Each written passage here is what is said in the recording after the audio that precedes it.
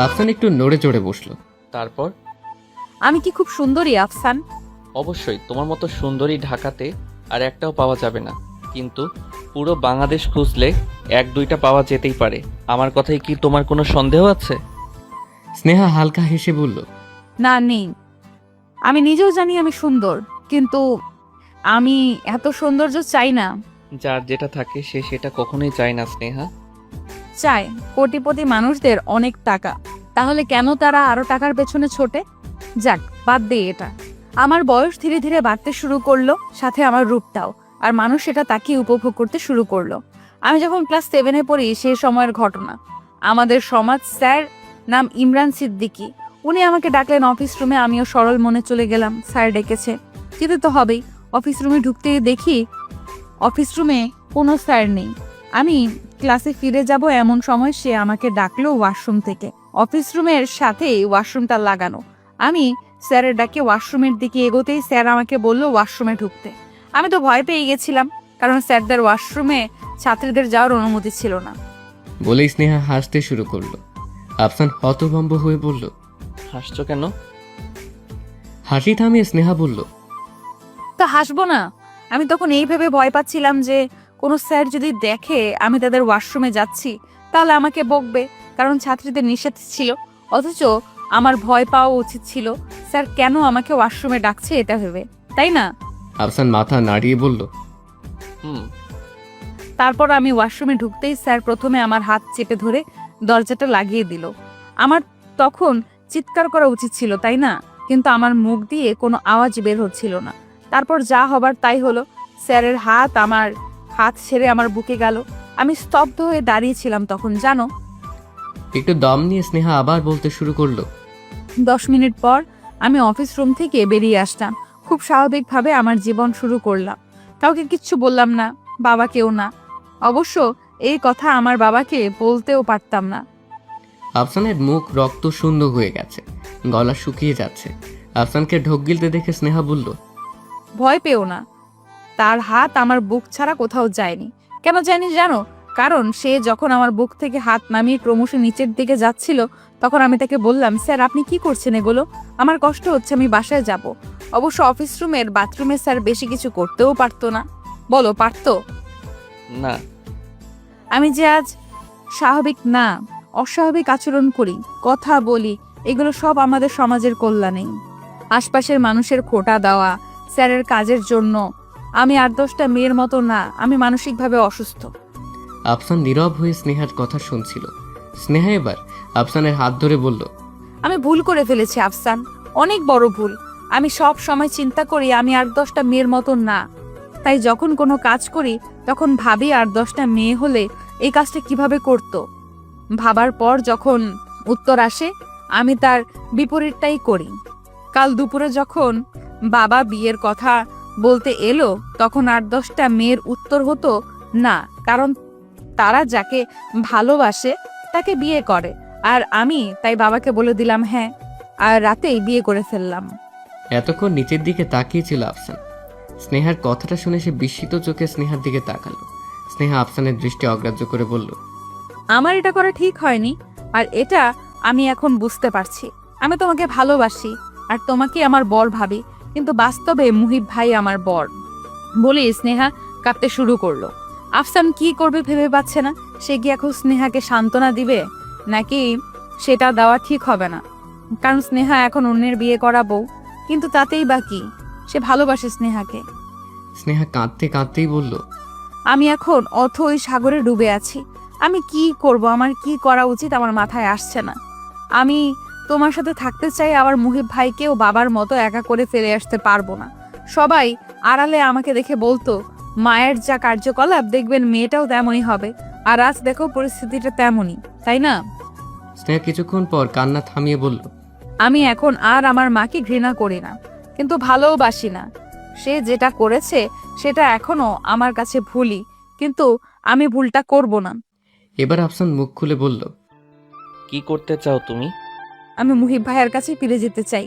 বলে এক মুহূর্ত দেরি না করে স্নেহা ব্যাগ নিয়ে হনহন করে বেরিয়ে গেল। স্নেহা 2 মিনিট পর ফিরে এসে ফোনটা চার্জ থেকে খুলে আফসানের সামনের চেয়ারটায় বসে বলল, আমি আমার এই সিক্রেট কারোর সাথে কখনো শেয়ার করিনি, শুধু তোমার সাথে করেছি। তারপর দুহাতে আফসানের মুখটা ধরে বলল, এটাই কি যথেষ্ট নয় প্রমাণ করতে আমি তোমাকে ঠিক কতটা ভালোবাসি? আফসানের চোখ লাল হয়ে গেছে, যে কোনো সময় চোখ দিয়ে আগুন বের হবে এমন অবস্থা। স্নেহার হাতটা আফসান তার মুখ থেকে নামিয়ে এনে তার হাতে চেপে ধরে বলল, তাহলে যাচ্ছ কেন চলে? ভালোবাসলে কি ফেলে রেখে যেতে হয়? স্নেহার চোখে পানি, তবুও সে হালকা হাসি ঠোঁটে এনে বলল, সমাজের কারণ সমাজ আমাকে বুঝিয়ে দিয়েছে আমি 8-10টা মেয়ের মতো না।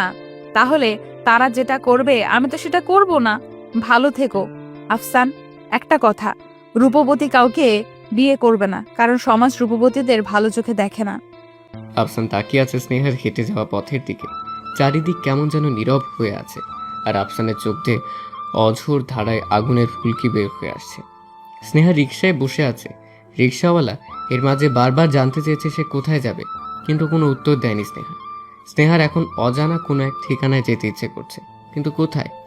সে ভাবতে লাগলো আর 10টা মেয়ে হলে কোথায় যেত, কোন ঠিকানায় যেত? সে যাবে ঠিক তার বিপরীত ঠিকানায়।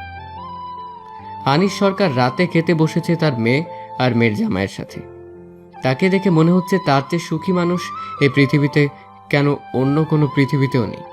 সে হাসি হাসি মুখ করে তার মেয়ের জামাইকে বলল, ছোট মাছটা খেতে কেমন হয়েছে মুহিব? মহিব খেতে খেতেই জবাব দিল, জি ফুপাজি ভালো।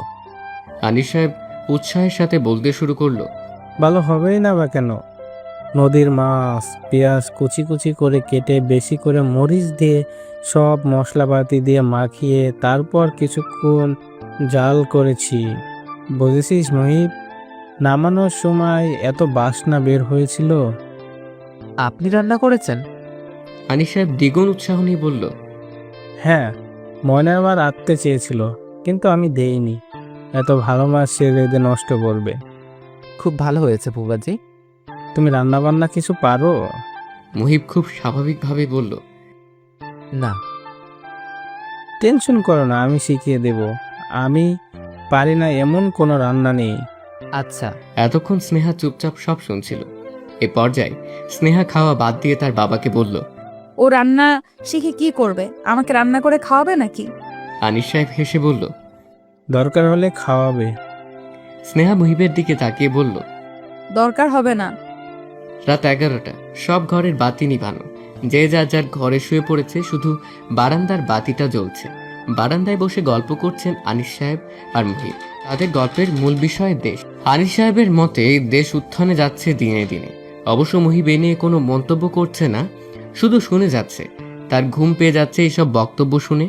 মনে হচ্ছে এখানেও সে ঘুমিয়ে যাবে আর কিছু সময় বসে থাকলে, কিন্তু কিছু বলতেও পারছে না। হাজার হলেও শ্বশুর বয়সে বড়, তাকে তো আর বলা যায় না যে। আপনার এই ফালতু বকবক বন্ধ করুন, আমি ঘুমোতে যাব।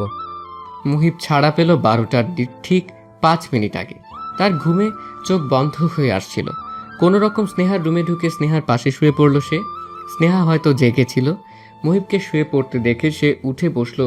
তারপর মুহিবকে ডেকে বলল, বাবা কি বলল?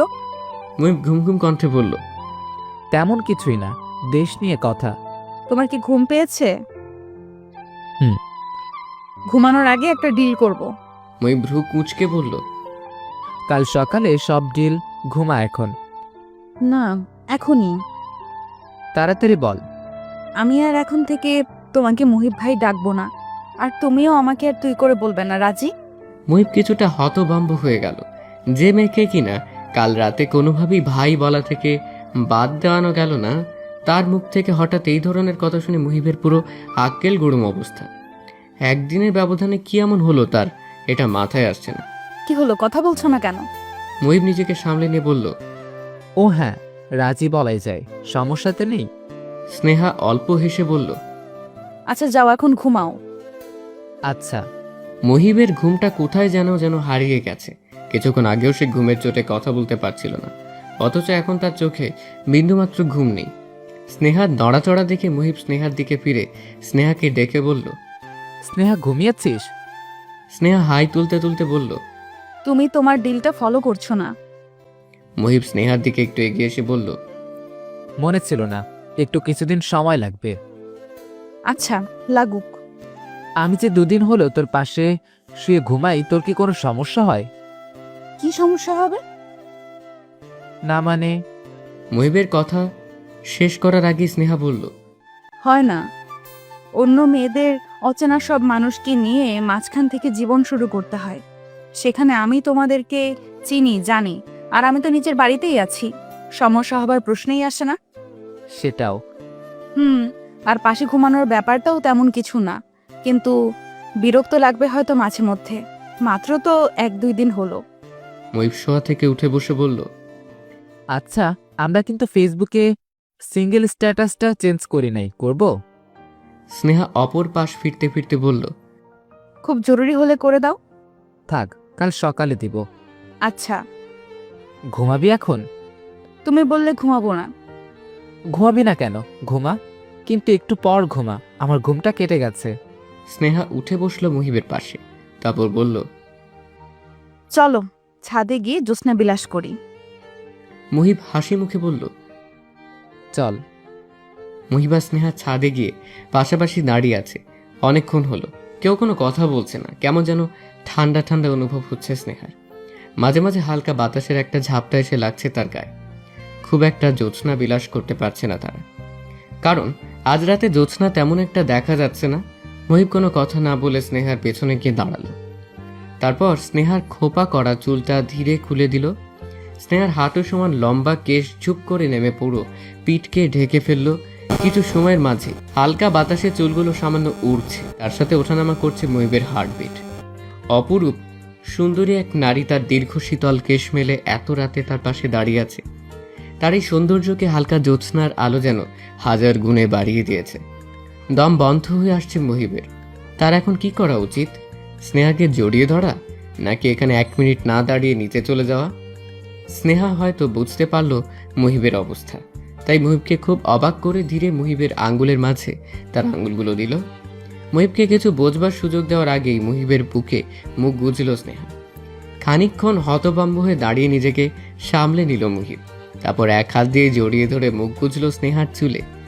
স্নেহা খুব স্বাভাবিকভাবেই মুখ না তুলেই মুহিবকে বলল, ভালো করে জড়িয়ে ধরো তো। নাকি জড়িয়ে ধরতেও জানো না? এটাতেও ফেল। মুহিব নীরব হয়ে আছে। তার এখন কারোর সাথে কথা বলতে ইচ্ছে করছে না, কোনো কিছু জবাব দিতে ইচ্ছে করছে না। সেই সময়টা উপভোগ করতে চায় নীরব হয়ে। মুহিবকে চুপ থাকতে দেখে স্নেহা আবার বলল, কি ব্যাপার, কাঁপছো কেন তুমি? এর জবাবও স্নেহা পেল না। কতক্ষণ সময় ভাবে কাটলো জানে না মুহিব। স্নেহা যখন মুখটা মুহিবের বুক থেকে উঠিয়ে ডাকলো মুহিবকে, তখন মুহিবের ঘোর কাটলো। স্নেহাকে ছেড়ে সে একটু দূরে দাঁড়িয়ে বলল, জড়িয়ে ধরতে জানি, কিন্তু তুই আমার এক হাত ধরেছিলি শক্ত করে, আর এক হাত দিয়ে যতটুকু কাজ করা যায় করেছি। স্নেহা মুহিবের কথা শুনে হাসতে হাসতে বলল, মোটামুটি পেরেছো। জড়িয়ে ধরার অনেক ক্যাটাগরি আছে, আর তোমার এই ক্যাটাগরিকে আমি 100-তে 60 দিলাম, পাশ করিয়ে দিলাম, কিন্তু A-। তুই এত ক্যাটাগরি কিভাবে জানিস? প্লিজ, আর তুই করবে না। তুই বললে আমি কথার উত্তর দিব না। আচ্ছা, বলবো না। একটা জিনিস খেয়াল করেছো? মুহিব তীক্ষ্ণ চোখে তাকিয়ে বলল, কি? আমরা জ্যোৎস্না বিলাস করতে এসেছিলাম, কিন্তু এখন মনে হচ্ছে জ্যোৎস্নাই আমাদের রোম্যান্স বিলাস করিয়ে নিচ্ছে। বলে কিছুক্ষণ প্রাণ খুলে হাসতে লাগলো স্নেহা। হালকা জ্যোৎস্নার আলোতেই হাসিটা দেখে মুহিবের বুক বারবার মোচড় দিয়ে উঠছে। মুহিবরা যখন ছাদ থেকে নেমে এলো তখন বাজে রাত 3টা। এসেই মুহিব বিছানায় শুয়ে পড়ল। স্নেহা ঢুকলো ওয়াশরুমে। স্নেহা শুতে এসে দেখলো মুহিব শুয়ে এপাশ ওপাশ করছে। সে মুহিবকে ডেকে বলল, ঘুম আসছে না? না। তুমি কি আমাকে জড়িয়ে ধরতে চাও? চাইলে ধরতে পারো। হ্যাঁ, চাই। মুহিব স্নেহার দিকে এগিয়ে এসে বলল। স্নেহা মুহিবের বুকে মুখ গুজে ভাবতে লাগলো আজকে দুপুরে আফসানের সাথে কাটানো মুহূর্ত। আচ্ছা, আফসান কি ঘুমিয়ে পড়েছে? মুহিবের ঘুম ভাঙল তার মা মিতানুর রহমানের ফোনের আওয়াজে। আজ মুহিবের রাতে একটু ঘুমও হয়নি। পুরোটা রাত কাটিয়েছে স্নেহাকে বুকে নিয়ে, স্নেহার চুলে মুখ গুজে। ঘুম না হলেও এর মতো শান্তির রাত সে আগে কাটায়নি। আগে কাটাবেও বা কিভাবে? আগে তো তার পাশে স্নেহাও থাকেনি। ভোরের দিকে ঘুমিয়েছিল কিছুটা সে, কিন্তু এর মাঝেই এলো তার মায়ের ফোন। ঘুম ঘুম কণ্ঠে ফোন কল রিসিভ করে বলল সে, আসসালামু আলাইকুম। শুভ সকাল মা। মিতানুর রহমান এক গাল হেসে বললেন, ওয়ালাইকুম আসসালাম। বাবু, ভালো আছিস তুই? হ্যাঁ মা, তুমি? আমি আর ভালো ছেলের বউকে সাথে নিয়ে থাকতে পারছি না। এর চেয়ে কষ্টের কিছু আছে? মা প্লিজ এই কথা রাখো, আমি স্নেহাকে বুঝিয়ে খুব তাড়াতাড়ি নিয়ে আসবো। বাবু, তুই আমাকে মিস করেছিস তো? হ্যাঁ মা, অনেক। তাইলে একটা ভালো খবর দিই, মিস করতে আর হবে না। মুহিব ভ্রু কুচকে বলল, কি ভালো খবর? তো ছোট চাচার মেয়ে অনুর বিয়ের কথা চলছিল না, ওর বিয়ের তারিখ ঠিকঠাক হয়েছে। মুহিব আনন্দের সাথে বলল, আরে এটা তো আসলেই ভালো খবর। তাহলে আর বলছি কি? কবে ঠিক হলো? ভেবে বলতো। ভাবতে পারছি না মা, তুমি বলো। কাল। মুহিব অবাক হয়ে বলল, আরে কি বলছো কাল? হ্যাঁ, আর আমি ট্রেনের টিকিট কেটে ফেলেছি, তোর, আমার, স্নেহার, মুন্নির আর জামাইয়ের। মুহিব কিছুটা চিন্তিত হয়ে বলল, তার মানে ট্রেন আজকের? হ্যাঁ, 3টা ট্রেন। তোরা তাড়াতাড়ি রেডি হয়ে কমলাপুর চলে আসিস সময় মতো। মা, আগে স্নেহার সাথে কথা বলি। মিতানুর রহমান কিছুটা বিরক্তি নিয়ে বলল, ওর সাথে আবার কথা বলতে হবে কেন? আমি যে যেতে বলেছি এটা ওকে বল, আর তোরা ঠিক সময় মতো উপস্থিত হবি। রাখলাম এখন। স্নেহা তার অভ্যেস মতো সকালে উঠে চা করে বারান্দায় নিয়ে এলো। বারান্দায় তার বাবা আনিস সরকার, তার মুহিব বসে আছে। স্নেহা চায়ের কাপ তাদের দুজনের হাতে তুলে দিয়ে নিজের জন্য নিয়ে মুহিবের পাশে এসে বসল। আনিস সাহেব কাল থেকে খুব ফুরফুরে মেজাজে রয়েছে। মেয়ের জামাইকে একসাথে বসে চা খেতে দেখে তার আনন্দের যেন কোনো সীমা নেই। সে চায়ের কাপে চুমুক দিয়ে বলল, বাহ, তোমাদের দুজনকে তো একসাথে খুব মানিয়েছে। স্নেহা আলতো করে হাসি দিল। মুহিব পাশ থেকে বলল, স্নেহা, মা ফোন করেছিল। কি বললো খালা? মুহিব সব খুলে বলল স্নেহাকে। মুহিব প্রথমে ভেবেছিল স্নেহা রাজি হবে না, এই ভয়েই মাকে বলেছিল আগে স্নেহার সাথে কথা বলে, কিন্তু মুহিবকে অবাক করে স্নেহা একবার বলাতেই রাজি হয়ে গেল। খুব উৎসাহ নিয়ে স্নেহা ব্যাগ প্যাক করলো। অবশ্য উৎসাহ থাকাটা স্বাভাবিক, কারণ স্নেহাই প্রথম গ্রামে যাচ্ছে। স্নেহার 19 বছর বয়সের জীবনে সে ঢাকার বাইরে কখনো যায়নি। ট্রেন ছাড়লো দুপুর 3টায়, ঢাকা টু পাবনা। মুহিবের মা মিতানুর রহমান ফার্স্ট ক্লাসের একটা কামরা বুক করেছে। ট্রেনে যে যার মতো বসে গল্পতে মেতে আছে। শুধু স্নেহা একাই বসে ট্রেনের জানলা দিয়ে বাইরে তাকিয়ে আছে। এই প্রথম তার ঢাকা থেকে বাইরে যাওয়া, এই প্রথম তার ট্রেন জার্নি। খুব অন্য রকমের কিছু অনুভব হচ্ছে তার মনে। সে তাকিয়ে তাকিয়ে বাইরের দৃশ্য দেখছে। ধূসর চোখে তাকিয়ে স্নেহা গাছগুলোকে দেখছে। আচ্ছা, সে নিজে বসে আছে অথচ গাছগুলো চলছে, নাকি গাছগুলো বসে আছে সে নিজে চলছে? স্নেহা, এই স্নেহা। মুন্নির ডাক শুনে স্নেহার চিন্তায় ছেদ পড়ল। সে মুন্নির দিকে তাকিয়ে বলল, বলো আপু, তুই এক কোনা একা একা কি করিস? এদিকে আয়, জয়েন হও আমাদের সাথে। স্নেহা উঠে মুন্নির কাছে গিয়ে বসলো। মিতানুর রহমানের স্বামী মারা গিয়েছেন 6 বছর হয়েছে। তারা 2 ভাই ছিল। ছোট ভাই গ্রামে থাকে, জমি জমা দেখাশোনা করেন। তার মেয়ে অনুর বিয়েতেই যাচ্ছে আজ মিতানুর তার সপরিবারে। অনু এবার ইন্টার পরীক্ষা দিবে, আর মাত্র কয়েক মাস আছে পরীক্ষার, কিন্তু এর মাঝে বিয়ে দিয়ে দিচ্ছে তাকে। এটা ভেবে মিতানুর কিছুটা চিন্তিত। পরীক্ষার পর একবারে বিয়ে দিলেই পারত, কিন্তু তার দেবর এই বিয়ে নাকি হাত ছাড়া করবে না। ছেলে ঢাকাতে চাকরি করে, কোনো ভার্সিটির নাকি প্রফেসর। অবশ্য ভালো ছেলে হাত ছাড়া না করাই ভালো। মুন্নিকে অবশ্য এত তাড়াতাড়ি বিয়ে না দিলেও অনাথ 3য় বর্ষতে পড়ার সময় বিয়ে দিয়ে দিয়েছিল ওর বাবা। মেয়ের বিয়ের 1 বছর পরই মারা গেল সে। মেয়ের বিয়েটা নিজ চোখে দেখে যেতে পারলেও ছেলেটা আর পারল না। এদিকে মুন্নির বিয়ে হয়েছে 7 বছর হলো, এখনো বাচ্চা কাচ্চা হচ্ছে না। কত চিকিৎসাই না করল, তবুও কিছু হচ্ছে না। ভেবেই দীর্ঘ একটা নিঃশ্বাস ছেড়ে কামরা থেকে বের হয়ে করিডোরে গিয়ে দাঁড়ালো মিতানুরকে বেরিয়ে যেতে দেখে মুন্নি মুহিবের দিকে তাকিয়ে বলল, দেখেছিস মায়ের কি আক্কেল? মুহিব ভ্রু কুঁচকে বলল, কেন, মা কি করেছে? আরে এতক্ষণ হলো আমাদের মাঝে বসেছিল, তার বোঝা উচিত এখানে ছোটদের আড্ডা চলছে। এখানে তার কি কাজ? তার থাকার ফলে অনেক কথাই বলা যাচ্ছিল না। ভাগ্যিস উঠে গেছে। মুহিব বিরক্তি নিয়ে বলল, মা এখানে না বসলে কোথায় বসবে? বাদ দে, উঠে তো গেছে, এখন শান্তিতে কথা বলতে পারবো। মুন্নির দিকে তাকিয়ে তার স্বামী কবির বলল, তুমি বাড়াবাড়ি করছো। সবসময় এমন কথা বলবে না যেটা শুনতে খারাপ লাগে।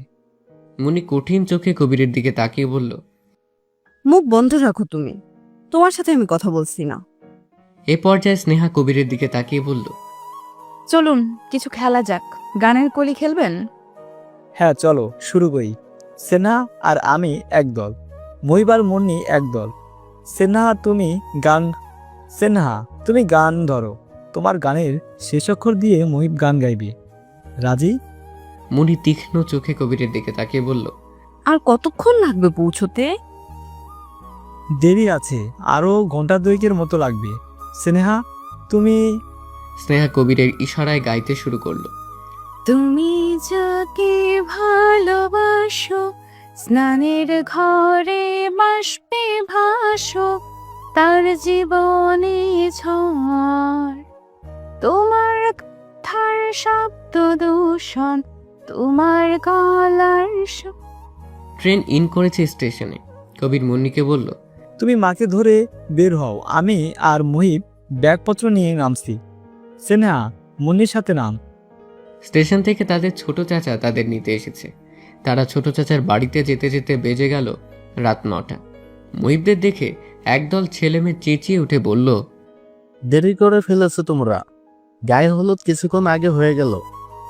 বিয়ে বাড়ি পুরো জমে গেছে। এই অন্ধকারও বিয়ে বাড়ি ঝলমল করছে আলোতে। একতলা পুরনো বাড়ি, পুরো বাড়িতে আলোয় চিকচিক করছে। উঠোনে সারি সারি আলো জ্বলছে। বাড়ির সামনের অংশে গেট সাজিয়েছে, সেই গেটের সাথে বাতিগুলো জ্বলছে আর নিভছে। অন্ধকারে ওই বাড়িটা দেখতে কত সুন্দরই না লাগছে। স্নেহা বাড়ির সাজসজ্জা মুগ্ধ চোখে তাকিয়ে কিছুক্ষণ দেখল। অন্ধকারে বাড়ির আশপাশে না দেখা গেল বাড়ির এই সৌন্দর্যেই আপাতত সে মুগ্ধ। রাতে সামান্য কিছু খেয়ে স্নেহা শুয়ে পড়ল। তার মাথা ধরেছে, 1 কাপ চা খেতে পারলে ভালো হতো, কিন্তু এখানে কাকে কি বলবে বুঝতে পারছে না। আসার পর থেকে বড় খালার বন্যা আপুকে খুঁজেই পাচ্ছে না। মহিবকে একবার দেখলেও তারও আর কোনো খোঁজ নেই। এমন কেয়ারলেস মানুষেরা কিভাবে হয়? বাইরে সূর্য উঠেছে, গাছে গাছে পাখি ডাকছে। স্নেহার ঘুম ভেঙেছে কিছুক্ষণ হলো। ঘুম থেকে ওঠার পর চা খাওয়া একটা নেশা হয়ে দাঁড়িয়েছে স্নেহার, অথচ কি করবে বুঝতে পারছে না। মাথা ব্যথাটা অবশ্য এখন আর নেই। ভাবতে ভাবতেই ঘরে মুহিব এসে ঢুকলো। তার পরনে সাদা পাঞ্জাবি আর লুঙ্গি, কোকড়া চুলের সাথে তাকে একদম পারফেক্ট লাগছে দেখতে। মনে হচ্ছে এই সাজটা তার জন্যই তৈরি হয়েছে। কখন উঠেছ? স্নেহা হাই তুলতে তুলতে বলল, বাবা, এখানে এসে একদিনেই নিজেকে চেঞ্জ করে ফেলেছো নাকি? চেনাই যাচ্ছে না, তার উপর আমাকে আবার তুমি করে রাখছো। ব্যাপারটা কি বলো তো? মুহিব হালকা হেসে বলল, কিছু না, চলো ছাদে যাই, ছাদ থেকে পুরো বাড়িটা দেখতে পাবে। আমি ফ্রেশ হইনি, আর আমার চাও লাগবে। ফ্রেশ পরে হবে, এখন চলো তো। মুহিবের সাথে সাথে এগুলো স্নেহা মুহিব ছাদে যাবার সময় 2 কাপ চা উপরে পাঠিয়ে দিতে বলল। স্নেহা ছাদে উঠে অবাক চোখে চারদিক তাকিয়ে দেখতে লাগলো। এত সুন্দর সকাল সে আগে কখনো দেখেনি। পাখির কেচিরমিচির শব্দ, ফুলের সুবাসে মুখরিত হয়ে আছে চারিদিক। মুহিব স্নেহার পাশে দাঁড়িয়ে হাত ধরে বলল, হালকা একটা সুবাস পাচ্ছ? স্নেহা মুগ্ধ কণ্ঠে জবাব দিল, হ্যাঁ, পাচ্ছি। বলো তো কিসের? বলতে পারছি না। বকুল ফুলের। ওই দিকটায় গাছ, আরো অনেক সুন্দর গাছ আছে বাগানে, যাবা? চলো। মুহিবরা নিচে এসে চা নিয়ে বাগানের দিকে গেল। বাগানটা বাড়ির পেছনে। বাড়ির পেছনের দরজা দিয়েই তারা ঢুকলো বাগানে। বাগানটা অনেক পুরনো। মুহিবের দাদার শখ ছিল বাগান করা, আর তিনি মারা যাওয়ার পর তেমন একটা পরিচর্যা কেউ না করার কারণে বাগানটা কেমন যেন জঙ্গলে পরিণত হয়েছে। বড় বড় ঘাসের জন্যে অনেক ফুল গাছ ঢেকে গেছে। মুহিব আর স্নেহা বাগানে যেতেই তাদের সামনে পড়লো গোলাপ গাছ। পুরোটা গাছ গোলাপে ঢেকে আছে। স্নেহা বিস্ময় নিয়ে বলল, আল্লাহ, এত গোলাপ! হ্যাঁ, তুল কয়েকটা। স্নেহা চায়ের কাপটা মুহিবের হাতে দিয়ে 2টা বড় বড় গোলাপ তুলল। তারপর মুহিবের দিকে তাকিয়ে বলল, খোপায় ফুল দিয়ে দাও। সকাল 9টার বেশি বাজে। পুরো বিয়ে বাড়িতে মানুষজনে ভরে আছে। বাড়ির সামনেই খোলা মাঠে পিচিরা দৌড়দৌড়ি করছে। তাদের চিৎকারে কান পাতা দায় হয়ে দাঁড়িয়েছে। গেটের এক পাশেই চেয়ার নিয়ে কিছু মুরব্বীরা জড়ো হয়ে গল্প করছে। তার ঠিক অপর পাশেই বাবুর্চিরা চুলো বানানোর জন্য মাটি খুঁড়ছে। ছাদে ছামিয়ানার ব্যবস্থা করা হয়েছে, সেখানেই বরযাত্রীরা খাবার ব্যবস্থা। বাড়ির ভেতরে মহিলারা সব জড়ো হয়ে বসে পেঁয়াজ, রসুন, আদা ছিলছে।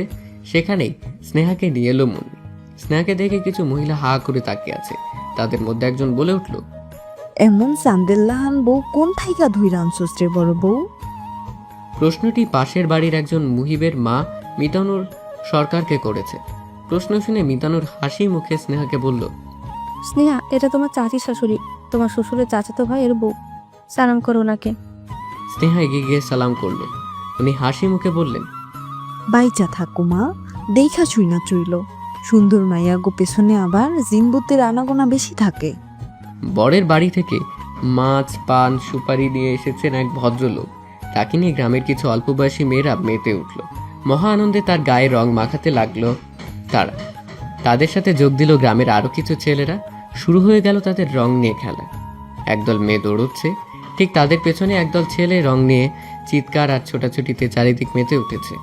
কিছু কিছু ছেলে অপরিচিত মেয়েদের গালে রং লাগিয়ে দিচ্ছে ভাব করার জন্য।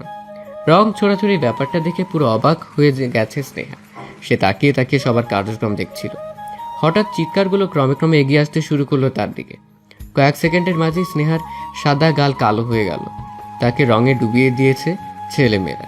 সে স্তব্ধ হয়ে কিছুক্ষণ দাঁড়িয়ে রইল। অবশ্য রং ছাড়া আপাতত কাউকেই দেখতে পাওয়া যাচ্ছে না। সবাইকেই রঙে ডুবিয়েই ছেড়েছে ওরা। এক দুইজন যারা ঘুপটি মেরে দরজা বন্ধ করে পালিয়ে আছে তাদেরও রং দেবার বিশেষ আয়োজন করা হচ্ছে। এটা ভেবে কিছুটা স্বস্তি পেল স্নেহা। মনে মনে তার ভালোই লাগছে। এখানে না এলে সে জানতেও পারতো না গ্রামের বিয়েগুলো এত মজার হয়। শহরের বিয়েতে কি এত মজা এত আনন্দ আছে? নেই। সে কৃতজ্ঞতার চোখে খুঁজতে লাগলো মুহিবকে। তাকে একটা থ্যাঙ্কস দেওয়া উচিত। হঠাৎ পেছন থেকে স্নেহাকে কে যেন ডাক দিল। স্নেহা পেছনে তাকাতেই ভয়ে জমে গেল। আরে ভয় পাচ্ছিস কেন? স্নেহা হতভম্ব হয়ে বলল, তোমার এই অবস্থা কি করে? আর বলিস না, অনুর বান্ধবীগুলো এত বদ, সবগুলো মিলে আমাকে রঙে ডুবিয়ে আবার কাদায় ফেলিয়ে গড়াগড়ি খাইয়েছে। বলেই দাঁত বের করে হাসতে লাগলো মুহিব। পুরো শরীরে কালো রঙের জন্য তার এই সাদা দাঁত ঝকঝকে করছে। দেখতে কি বিশ্রী লাগছে। ওইকে অবস্থা দেখে কান্না পাচ্ছে স্নেহা। আয়েশা বেগম অনেকক্ষণ হলো চেষ্টা করছে ভয়ঙ্কর রাগের একটা ভঙ্গি করতে, যা দেখে তার 4 বছর বয়সী 2 নাতি নাতনি ভয় পাবে। কিন্তু সে কিছুতেই পেরে উঠছে না। মা মরা ছেলে মেয়ে দুটো, আর যে শিশুর মা নেই তার উপর রাগ করা কিংবা শাসন করা বেশ কঠিন ব্যাপার।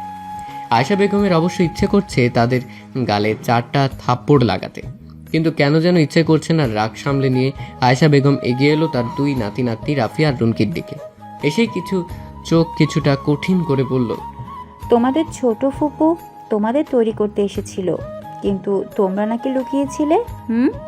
রুনকি ভয়ে দাদির দিকে ফিরে বলল, হ্যাঁ দাদি। কারণটা কি জানতে পারি? এখন কি লুকোচুরি খেলার সময়? সবাই বের হয়ে গাড়িতে উঠে বসেছে, আর তোমরা এখনো তৈরিও হওনি। এই ফাজলামের জন্য তোমাদের কি ভয়ঙ্কর শাস্তি দেওয়া উচিত তোমরা জানো? রাফি খুব স্বাভাবিকভাবেই তার দাদিকে বলল, বাবা না এলে আমরা যাব না। তোমাদের বাবা ট্রেনে আছে, স্টেশন থেকে সরাসরি গাড়িতে উঠে তোমাদের সাথে বিয়ে বাড়িতে যাবে। এটা কি ভুলে গেছো তোমরা? রাফি আর রুনকি দুজনের দিকে তাকিয়ে রইল। রুনকি, আমাদের তো এটা কেউ বলেনি। আয়েশা বেগম কিছুটা বিরক্ত হয়ে বলল, বলতে হবে কেন? তোমরা যাও, কাপড় নিয়ে আসো, আমি পরিয়ে দেই। রাফি আর রুনকি যমজ ভাই বোন। 4 বছর আগেই তাদের জন্ম দিতে গিয়ে তাদের মা দুনিয়া ছেড়ে চলে গেছে। বাবাও ঢাকায় থাকে। 6 মাস পর পর আসে। এখানে দাদি আর ছোট ফুপুর কোলে পিঠে করেই ধীরে ধীরে বেড়ে উঠেছে তারা। তাদের দাদির মতে সে পৃথিবীতে এমন দুষ্টু ছেলে মেয়ে কখনো দেখেনি। এই 4 বছর বয়সেই কথায় পটু তারা। এমন কোনো কথা নেই যেটা তারা বলতে পারে না। তাদের পছন্দের কাজ একটি, সেটি হলো সবার অনুকরণ করা। যে যখন যেভাবে হাঁটবে সেভাবে কথা বলবে। 2 ভাই বোন যখন যেভাবে তার অনুকরণ করে তাকে রাগিয়ে দেবে। অবশ্য আয়েশা বেগমের ভয়ে তারা এই কাজটাও কিছুদিন যাবৎ ভালোভাবে করতে পারছে না। তারা যদি বাড়ির কাউকে ভয় পেয়ে থাকে তাহলে সেটি তার দাদিকে। আজ তাদের ছোট চাচার বিয়ে, কিন্তু বাবা এখানে আসেনি বলে তারাও তৈরি করছিল না। কিন্তু দাদির এক কথায় তারা ভদ্র ছেলেদের মতো চুপচাপ তৈরি হতে লাগলো। আয়েশা বেগম তাদের চুল আছড়িয়ে দেবার সময় তাদের উদ্দেশ্য করে বলল, তোমাদের কারণে যে বিয়েতে যেতে দেরি হচ্ছে, এটার শাস্তি তোমরা পাবে। আর খবরদার ওই বাড়িতে গিয়ে ঝামেলা করবে না। যদি তোমাদের নামে কোনো রিপোর্ট না আসে, তাহলে তোমাদের জন্য যে দেরি হচ্ছে এই শাস্তিটাও মাফ করে দিব। বুঝছো তোমরা? রাফিয়া রুনকি দুজনেই মাথা নেড়ে বলল, আর সব সময় দাদার হাত ধরে থাকবে, কাউকে বিরক্ত করবা না। বরের বাড়ি থেকে রাফিয়া রুনকিকে নিয়ে গাড়ি ছাড়লো দুপুর 2টোয়। যেতে বেশিক্ষণ লাগবে না। নাটোর থেকে পাবনা যেতে 2-2.5 ঘন্টার উপরে লাগার কথা নয়। তুবুল হইচই শব্দের সাথে বর এসেছে শুনতে পেল স্নেহা। সে আজ গোলাপি রঙের একটি কাতান পরেছে, চুল খোপা করে বাগান থেকে গোলাপ তুলে এনে খোপায় গুজেছে। এতক্ষণ আয়নার সামনে বসে ঠোঁটে লিপস্টিক লাগাচ্ছিল সে। বর এসেছে শুনে শাড়িটা ঠিকঠাক করে ঘর থেকে বেরিয়ে এলো স্নেহা। মুহিব স্নেহাকে দেখে মুগ্ধ চোখে তাকিয়ে আছে তার দিকে। আচ্ছা, একটা মেয়ে এতটা সুন্দর হতে পারে? তার বউটা এত সুন্দর যে স্নেহার দিকে আশপাশের সবাই তাকিয়ে আছে। এই মুহূর্তে খুব হিংসে হচ্ছে মুহিবের। তার বউকে সব লোক দেখবে কেন? তাকে দেখার, সৌন্দর্য উপভোগ করার অধিকার শুধুমাত্র আছে একজনের, আর সে হচ্ছে মুহিব। কিন্তু এখন দেখা যাচ্ছে সবাই হা করে তার সম্পত্তির দিকে নজর দিচ্ছে। এতটা সুন্দর নাও হলে পারত স্নেহা। এখানে কি করছো? ওদিকটা চলো, বর এসে গেছে। স্নেহার কথায় মুহিবের চিন্তায় ছেদ পড়ল। সে স্নেহার দিকে তাকিয়ে বলল, হ্যাঁ এসেছে, গেটের ঝামেলা মিটুক। গেট ধরাটাই তো সবচেয়ে বেশি ইন্টারেস্টিং। চলো প্লিজ। মুহিব বিরক্ত মুখে বলল, ওখানে অনেক লোক, ওইখানে তুমি গেলে কিছু লোক তোমার গায়ের উপর ইচ্ছে করে এসে পড়বে, তখন কি ভালো লাগবে? স্নেহা হতাশ ভঙ্গিতে বলল, পড়লে পড়বে, আমার শরীর তো পচে খুশে পড়বে না। কি বলছো তুমি এসব? তুমি বরং অনুর ঘরে যাও তো। ঠিক তুমি যেভাবে সেজেছ ওকেও ঠিক এভাবেই সাজিয়ে দিবে, যাতে ওর বর ওকে দেখার সাথে সাথে ফিট হয়ে পড়ে থাকে। মুহিবের কথা শুনে স্নেহার মুখে হাসি ফুটল। হাসতে হাসতে স্নেহা বলল, কই, আমার বর তো এখনো ঠিকঠাকই আছে, ফিট হয়ে পড়েনি তো। মুহিব চোখ মেরে বলল, মনটা ফিট খেয়ে পড়ে গেছে, শুধু শরীরটা নিয়ে ঘুরছি। বিশ্বাস না হলে মনে একটা চিমটি কাটো, দেখবা ব্যথা পাচ্ছে না। মুহিব এ ধরনের রসিকতা স্নেহার সাথে তেমন একটা করে না। এই কাজগুলো স্নেহার সাথে করতো আফসান। সকাল থেকে বিয়েবাড়ির জমজমাট আয়োজনে স্নেহা প্রায় ভুলেই গিয়েছিল আফসানের কথা। মুহিবের এই কথায় স্নেহার আফসানের কথা মনে পড়ল। আচ্ছা, পরশু আফসানের বাসা থেকে আসার পর একটা বারো ফোন করেনি আফসান। কেন করলো না? ঠিক আছে তো আফসান? স্নেহার ঘোর কাটলো চিৎকার চেঁচামেচির শব্দ। সে মুহিবের দিকে তাকিয়ে বলল, কি হয়েছে, চিৎকার করছে কে? মুহিব নিজেও বুঝতে পারছে না চিৎকার চেঁচামেচি শোনা যাচ্ছে অনুর ঘর থেকে। সে স্নেহাকে নিয়ে এগিয়ে গেল অনুর ঘরের দিকে। রাফিয়া রুনকিকে খুঁজে পাওয়া যাচ্ছে না। গাড়ি থেকে নামার পর একবার দেখেছিল তার ছোট ফুপু আসা, তারপর থেকে আর কারো নজরে আসেনি তারা। আসার কপাল দিয়ে ঘাম ঝরছে। এবারের সামনে একটা বড় পুকুর আছে। গাড়িতে আসার সময় রাফি তাকে বলেছিল, ফুপু, এটা নদী না পুকুর? পুকুর। নদী না কেন? আশা ভ্রু কুঁচকে জবাব দিল, আল্লাহ বানায়নি তাই হয়নি। আর একটাও প্রশ্ন করবি না, চুপচাপ বসে থাক। আচ্ছা, ওরা দুজন পুকুরে নামেনি তো? আশার কিছু না ভেবেই দৌড়ে পুকুর পাড়ে গেল। অনুর ঘরে যে একটু আগে চিৎকার চেঁচামেচি হচ্ছিল সেটা আর এখন নেই, সব ঠিকঠাক। একটু আগে যে বিয়ের ডালা নিয়ে বড় একটা ঝামেলা হয়ে গেছে এই ঘরে, সেটা কে বলবে? যে বিষয় নিয়ে চেঁচামেচি হচ্ছিল সেগুলো হলো, ব্লাউজ বড় হয়েছে, শাড়ির রংটা নাকি ভালো হয়নি, জুতাটা নাকি বেশি উঁচু হয়েছে, সেন্টের গন্ধটা নাকে এলে বমি আসে, ব্লা ব্লা। স্নেহা এগুলো শুনে মুহিবকে বলেছিল, এতগুলো ভুল ছেলেরা কিভাবে করলো, আর এখন কি হবে তাহলে? মুহিব হাসতে হাসতে বলল, আরে এটা সব বিয়েতেই হয়, কোনো দিনই ছেলেপক্ষের ভালো মেয়েপক্ষের কারো পছন্দ হয় না। আর এটা নিয়ে তারা কিছুক্ষণ মেতে উঠবেন, ঝগড়া করবেন, তারপর আবার সব ঠান্ডা। ঠিক যেমন ভাবে দপ করে তারা জ্বলে ওঠে, ঠিক তেমনভাবেই ফস করে নিভে যাবে। আন্টি, স্নেহা গন্ডগোলের কথা নিয়ে চিন্তা করছিল। ঠিক তখনই হঠাৎ পিচ্চি দুটো ছেলে মেয়ে এসে তাকে ডাকতে লাগলো। পিচ্চি দুটো চেহারার মায়ায় ভরা, ফর্সা গোল আকার, মুখের মাঝে দুটো গোল গোল চোখ, যেন রুটির মাঝে মার্বেল বসিয়ে দিয়েছে কেউ। স্নেহার মনে হলো দুটো বাচ্চার চেহারা একই, শুধু একজনের চুলটা কাঁধ সমান আর একজনের ছোট। যদি মেয়েটার চুল কেটে ছেলেটার সমান করা হয় তাহলে তাদের দুজনকে কেউ আলাদা করতে পারবে না। ওদের বাবা মাও পারবে কিনা সন্দেহ। স্নেহা নিচু হয়ে ছেলেটার গাল ধরে বলল, কিছু বলবে? পিচ্চি ছেলেটা বলল, বউ কোথায় আছে আপনি কি বলতে পারবেন? আমরা তাকে দেখতে এসেছি, কিছু ছবিও তুলব। চাচ্চু তুলতে বলছে। তোমরা বউয়ের খোঁজে এসেছো তাহলে? আর চাচ্চুটাকে?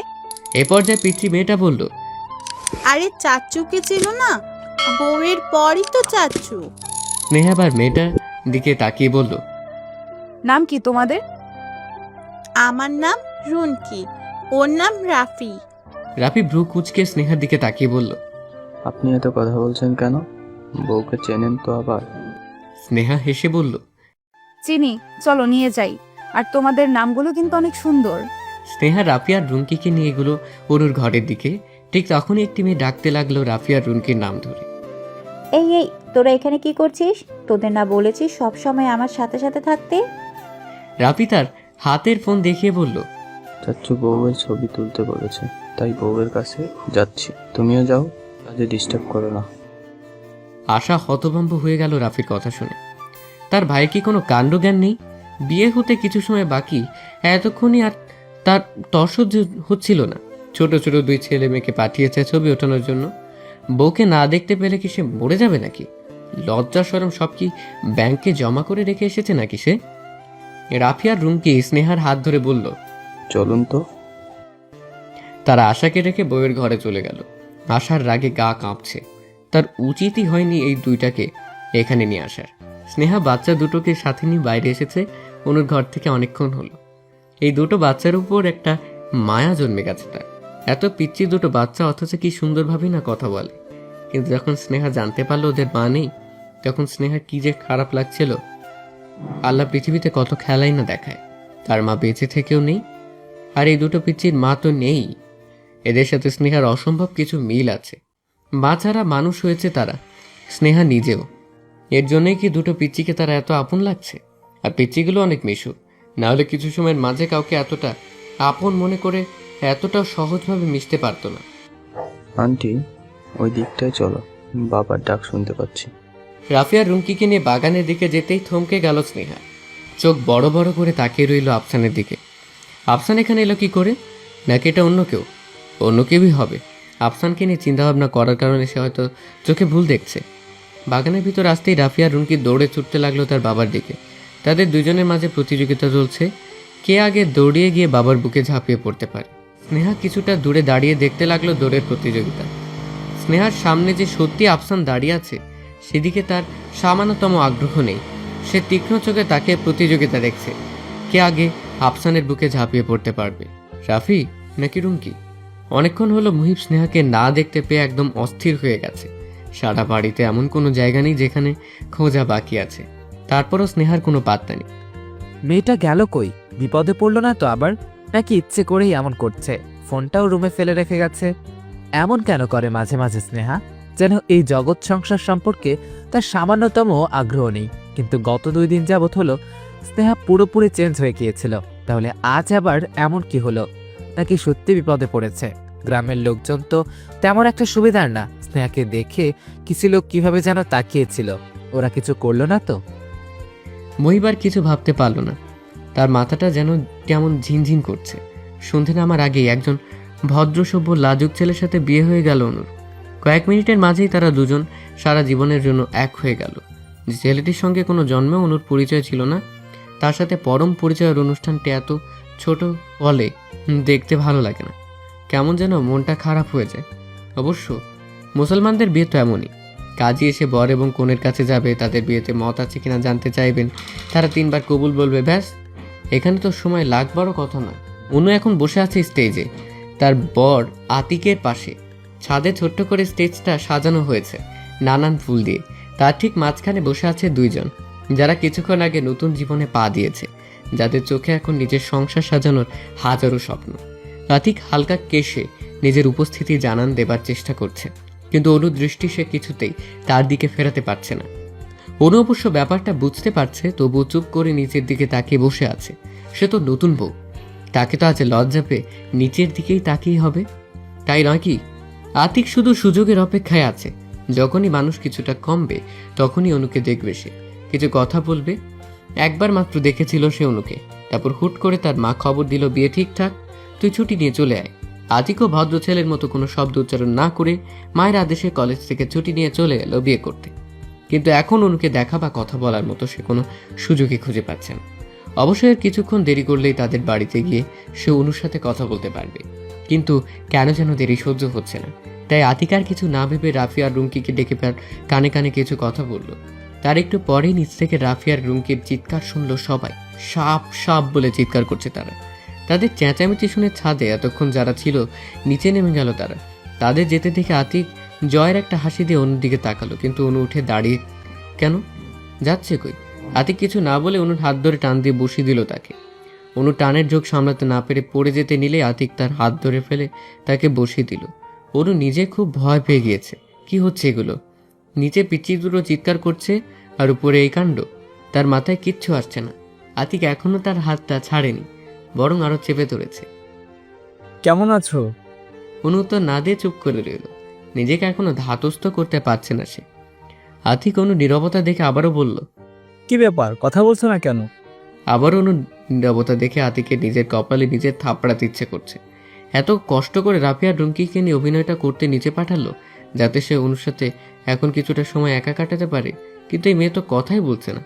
আচ্ছা, মেয়েটা আবার বোবা না তো? না, বোবা হবে কেন? যেদিন অনুকে দেখতে এসেছিল সেদিন তো কথা বলতে দেখেছি, তাহলে এখন কথা বলছে না কেন? এদিকে অনুর হাত এখনো ছাড়েনি আতিক, এত জোরে চেপে ধরে আছে যে ব্যথা লাগছে। অনু নীরবতা ভেঙে বলেই ফেলল, হাত ছাড়ুন, লাগছে তো। আতিকের কেন যেন কথাগুলো বাজতে লাগলো। কি সুন্দর কণ্ঠ! আহ, লাগছে তো। আহা, লাগছে তো, ছাড়ুন। আতিক হাতটা ছেড়ে অন্যদিকে তাকিয়ে বলল, এতক্ষণ কথা বলছিলা না কেন? ব্যথা দিলে কথা বলবা, না হলে বলবা না। ইতস্তত করে অনু বলল, না, তেমন কিছু না। নিচে কি যেন হয়েছে। আপনার সাথে যে দুই পিচি ছিল ওরা চিৎকার করেছে। করছে করুক, দেখি তুমি আমাদিকে তাকাও তো। অনু আতিকের কথা শুনে হতভম্ব হয়ে গেল। এই লোকের মাথা ঠিক আছে তো? এর আগেও তো একবার অনুকে দেখেছিল আতিক, কিন্তু অনু যে এতটা সুন্দর সেদিন তো আর চোখে এটা ধরা পড়েনি। সেদিন আর 10টা স্বাভাবিক মেয়ের মতোই লাগছিল অনুকে, কিন্তু আজ তাহলে কেন অন্যরকম লাগছে? মনে হচ্ছে পৃথিবীর সবচেয়ে রূপবতী নারীটি এখন তার সামনে বসে আছে। এটাই কি তাহলে বিয়ের পাওয়ার? বিয়ের পরে কি প্রত্যেকটা স্বামীর চোখে তার স্ত্রীকে দেখতে অসম্ভব রূপবতী লাগে, যতই সেই স্ত্রী অসুন্দরী হোক না কেন? আতিক মুগ্ধ চোখে অনুর হাতের দিকে তাকালো, তারপর ধীরে অনুর হাতটা নিজের হাত নিয়ে তার ঠোঁটের সাথে ছুঁয়ে আলতো করে একটি চুমু দিল। আতিকের ঠোঁটের সাথে অনুর হাতটা স্পর্শ করতে অনুর শরীর বেয়ে বয়ে গেল যেন এক ভয়ঙ্কর ভূমিকম্প। সন্ধে নেমেছে কিছুক্ষণ হলো, আকাশটা মেঘে ভরে আছে, চারদিকে অন্ধকার। হালকা চাঁদের আলোর জন্য রাস্তাঘাট পরিষ্কার না দেখা গেলেও আবছা দেখা যাচ্ছে। সেই পথ ধরে দুজন যুবক যুবতী হেঁটে চলছে, চারপাশটা অসম্ভব নীরব। মাঝে মাঝে পাখির ডাকের দু একটা শব্দ কানে আসছে। নীরবতা ভেঙে যুবতীটি বলল, আমাকে মিথ্যা কেন বলছো আফসান? আফসান হয়তো হালকা হাসির মতো ভঙ্গি করলো, অন্ধকারে সেটা দেখা যাচ্ছে না। তারপর স্নেহার দিকে তাকিয়ে বলল, আমি কিন্তু মিথ্যে কিছু বলিনি স্নেহা। আমি একবারও বলিনি যে আমি অবিবাহিত কিংবা আমার ছেলে মেয়ে নেই। স্নেহা কঠিন মুখ করে বলল, তুমি সত্যিটাও বলনি আফসান। তুমি কখনো জানতে চাওনি, তারপরও তোমাকে যেদিন বিয়ের কথা বললাম সেদিন তোমাকে আমি বলতে চেয়েছিলাম, কিন্তু তার আগেই তুমি। আফসানের কথা শেষ করার আগে স্নেহা বলল, আমাদের 4 মাসের পরিচয়ের মাঝে কি তুমি আমাকে এটা বলতে পারতে না? পারতাম, কিন্তু বলিনি। কেন বলনি? তোমাকে আমি চিনি 1 বছরের বেশি হলো, আর তুমি এটাও জানো তোমাকে ঠিক আমি কতটা পছন্দ করি। আর এর জন্যই আমি দূরে থেকে তোমাকে দেখতাম, তোমার ছবি আঁকতাম। কখনো কাছ থেকে দেখার বা জানার সাহস পেতাম না। কারণ ছিল একটাই, সেটা আমার পাস্ট, আমার বিয়ে, বউ, বাচ্চা। তারপর যেদিন হঠাৎ করে আমার ফ্ল্যাটে চলে এলে সেদিন আমি পুরো হকচকিয়ে গিয়েছিলাম। তারপর শুরু হলো দেখা করা, ফোনে কথা হওয়া। তোমাকে এতটাই পছন্দ করতাম আমি, তাই যেদিন তুমি নিজে থেকেই এসে তোমার হাতটা আমার দিকে বাড়িয়ে দিলে, আমার নেশা হয়ে উঠলে, তখন আর তোমাকে হারাতে চাইনি। তোমাকে নিয়ে নতুনভাবে জীবন শুরু করতে চেয়েছিলাম। আফসান ছোট একটা নিঃশ্বাস ফেলে আবারও বলতে শুরু করলো, কিন্তু আমি তোমাকে জানাতে চেয়েছিলাম সেদিন, আমি মোটামুটি প্রস্তুত হয়েছিলাম যে তুমি সত্যিটা শোনার পর আমাকে ফেলে চলে যাবে। মানসিকভাবেও নিজেকে প্রস্তুত করে নিয়েছিলাম, কিন্তু মনের কোথাও একটা আশা ছিল যে না, স্নেহা যাবে না। স্নেহা আমার সাথে আমার নতুন জীবন গোছাতে আমাকে সাহায্য করবে। আর এই কারণেই হয়তো তুমি যখন সেদিন তোমার বিয়ের কথা বলে আমাকে ফেলে রেখে চলে এলে, তখন নিজেকে সামলাতে পেরেছিলাম। আমি তোমার চেয়ে বয়সে বড়, ম্যাচিউরিটি আমার মাঝে আছে, তাই আর আবেগকে প্রশ্রয় দেইনি। ভেবেছি থাক, স্নেহা নিজের মতো করে সুখী থাকুক। কিন্তু যখনই ভাবতাম তুমি অন্য কারো বউ, সে তোমাকে স্পর্শ করবে, রাতের পর রাত এক বিছানায় ঘুমাবে, তখন বুকের বাম পাশটায় কেমন যেন ব্যথা অনুভব হতো। স্নেহা এতক্ষণ চুপ করে মন দিয়ে আফসানের কথাগুলো শুনছিল।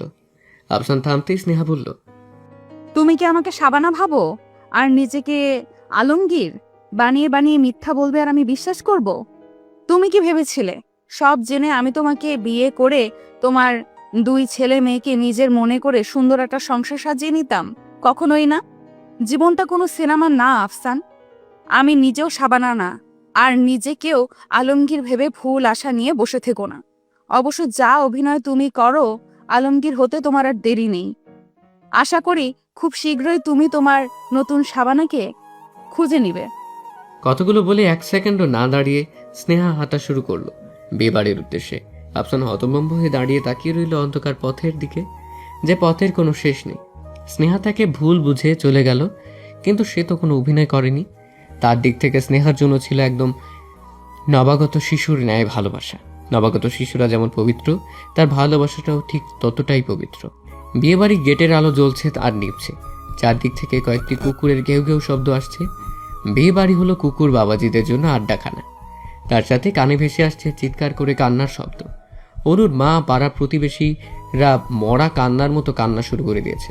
অবশ্য মেয়েকে বিদায় দেওয়ার মতো বড় কষ্টের চেয়ে কোনো বাবা মার কাছে আর কিছু নেই। অনুর মা 4 বার জ্ঞান হারিয়েছে এর মাঝে। এই অবস্থাতেই রাত 9টার দিকে অনুকে নিয়ে রওনা হলো বরপক্ষরা। অনুর সাথে কে যাবে এই নিয়ে নানান ঝামেলার পর ঠিক হলো মহিব আর স্নেহা যাবে। স্নেহ আমোদ করেনি, এক রাতেরই তো ব্যাপার। সবাইকে নিয়ে নাটোর আতিকদের বাড়ি পৌঁছাতে পৌঁছাতে 11টা বেজে গেল। দোতলা বিশাল বড় একটা বাড়ি, দেখতে কিছুটা পুরনো আবার অতটাও পুরনো না। অনুদের বাড়ির মতো এই বাড়িতে আলো দিয়ে সাজায়নি। বউ নামানো নাটকীয়তা শেষ হবার পর অনুকে আতিকের ঘরে নিয়ে যাওয়া হবে। আতিকের বোনরা বাসর ঘর সাজিয়ে বাইরে থেকে তালা ঝুলিয়ে রেখেছিল। মহিবকে একাই ঝামেলা মেটাতে হলো। টাকা দেবার পর অনুকে ঢুকতে দিল ঘরে। অনুর পাশে কিছুক্ষণ বসে থেকে স্নেহা বিরক্ত হয়ে বলল, অনু, তুমি থাকো, আমি তাহলে যাই। আমার মাথা ধরেছে, ফ্রেশ হয়ে একটা ঘুম দিব। অনু স্নেহার কথা শুনে স্নেহার হাত ধরে বলল, পায়ে ধরি ভাবি, প্লিজ যেও না, আমার ভয় লাগতেছে। ভয়ের কি আছে? আতিক নামের লোকটি এসে কি তোমাকে খেয়ে ফেলবে নাকি? অনু করুণ কণ্ঠে বলল, না ভাবি, প্লিজ যেও না। উনি আমাকে সন্ধ্যায় কে করছো জানো? হাতে চুমু খেয়েছে। এখন না জানে কি করবে, ভয় লাগছে। প্লিজ যেও না। অনুর কথা শুনে হাসতে থাকলো স্নেহা। এদিকে স্নেহার হাসি দেখে অনুর চোখ পানিতে ভরে উঠেছে, যেন যে কোনো মুহূর্তেই টপ টপ করে গড়িয়ে পড়বে গালে। হাসি থামিয়ে স্নেহা বলল, ছোটটা তোমার একটা অ্যাডভান্স না, প্রথমবার তাও হাতে চুমু খেয়েছে। আর বড়টা এত বেশি অ্যাডভান্স যে প্রথমবারই সরাসরি। বলতে বলতেই উঠে গেল স্নেহা। অনু স্নেহার গমনের দিকে হা করে তাকিয়ে ভাবতে লাগলো, ভাবি কি সব বলে? অবশ্য মনে হয় না ভাবির মাথা ঠিক আছে। কেমন যেন উদ্ভুত উদ্ভুত কথা বলে। কিন্তু যাই বলুক না কেন, ভাবি রূপের কাছে এগুলো কিছুই না। এত সুন্দর মেয়ে যে একবার কারো তার দিকে তাকায় মন ভরবে না, বারবার তাকাতে ইচ্ছে হবে। রাত 2টো। মুহিব ঘুমিয়ে পড়েছে। সারাদিনের খাটাখাটনিতে সে অনেক ক্লান্ত, সেটা তার গভীর ঘুম দেখেই বোঝা যাচ্ছে। এদিকে তার পাশেই শুয়ে আছে স্নেহা। অবশ্য স্নেহার চোখে ঘুম নেই, মাথাটা ঝিমঝিম করছে। 1 কাপ চা খেতে ইচ্ছে করছে, কিন্তু এখানে কাকে বলবে সে? অনুর ঘর থেকে চলে আসার পর আশা নামের মেয়েটি তাকে আর মুহিবকে এই ঘরে দেখিয়ে দিয়েছে। স্নেহা এই ঘরে এসেই 1 ঘন্টা ধরে আগে শাওয়ার নিয়েছে, তাও মাথা ব্যথাটা যাচ্ছেই না। চাটা এখন খুব বেশি দরকার তার। স্নেহা তার ফোনটা হাতে নিয়ে আফসানকে কল করলো। আফসান এখনো ঘুমোয়নি, মাত্রই সিগারেট ধরিয়ে বিছানায় বসেছে সে। ঠিক তখনই তার ফোনে এলো স্নেহার কল। আফসান কিছুটা সময় ভাবলো কল রিসিভ করবে কিনা, তারপর হুট করেই রিসিভ করে ফোনটা কানে নিল সে। ওপাশ থেকে স্নেহার গলার আওয়াজ পাওয়া গেল, এই যে মিস্টার আলমগীর, আমার জন্য 1 কাপ চা নিয়ে আপনাদের ছাদে আসুন তো। স্নেহা ঘুরে তাকিয়ে চায়ের কাপটা নিল আফসানের কাছ থেকে, একবার চুমুক দিয়ে বলল, ধন্যবাদ আপনাকে। তা এত রাতে চাটা কে দিল? আমি নিজেই করে নিয়ে এসেছি। ভালোই হয়েছে। অন্ধকার রাত, চারিদিকে গভীর নীরবতা। মাঝে মাঝে ঝিঝি শব্দ শোনা যাচ্ছে, আর কানে আসছে 2টো মানুষের দীর্ঘ নিঃশ্বাসের শব্দ। আফসান কিছুক্ষণ নীরবতা পালন করে স্নেহার নিঃশ্বাসের শব্দ শুনতে থাকলো।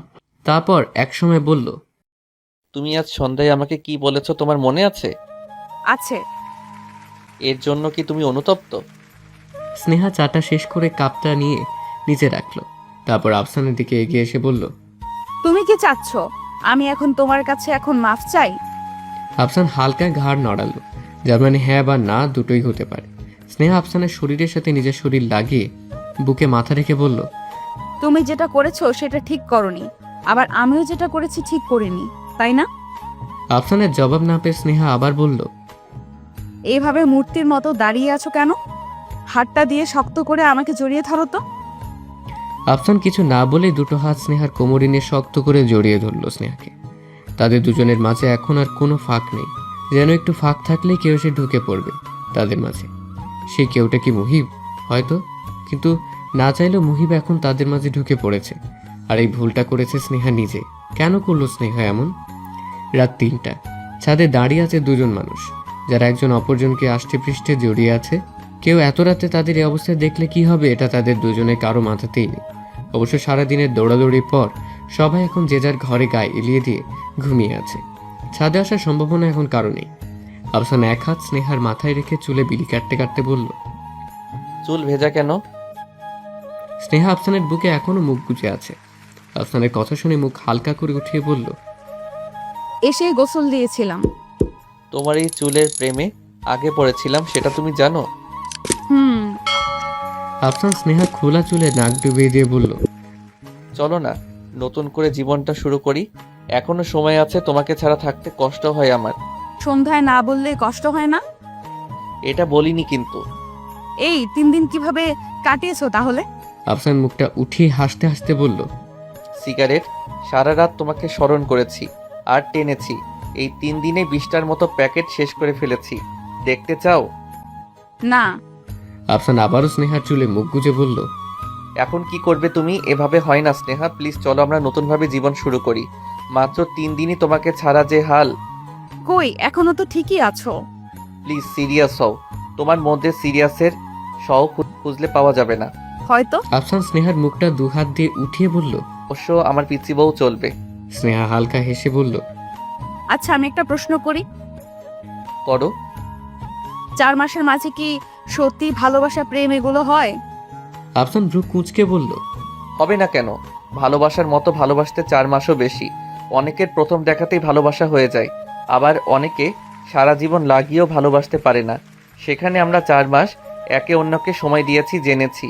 স্নেহা, তোমার কি মনে হচ্ছে তুমি আমাকে ভালোবাসো না? না, আমি বাসি।